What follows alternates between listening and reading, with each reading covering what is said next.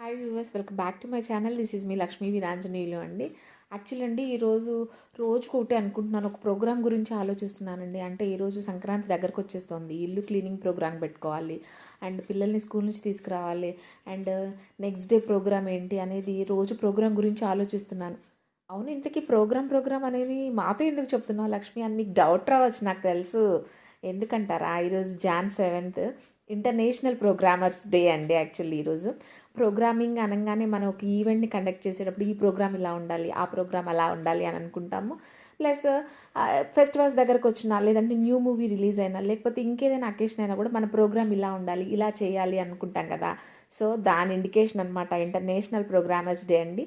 మెయిన్గా ఏంటంటే మనం బెస్ట్ ఎగ్జాంపుల్ అండి, ఏటీఎం మెషిన్స్కి వెళ్ళామనుకో, ఏటీఎంలోంచి మనం మనీ పెట్టి అదే కార్డ్ పెట్టేసి మనీ తీసుకుంటున్నామంటే దాని వెనక ఎంత కోడింగ్, ఎంత ప్రోగ్రామింగ్ ఉంటుందో ఒకసారి ఆలోచించండి.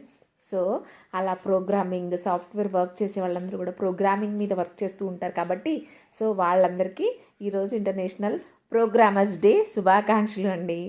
బాయ్, జై శ్రీరామ్.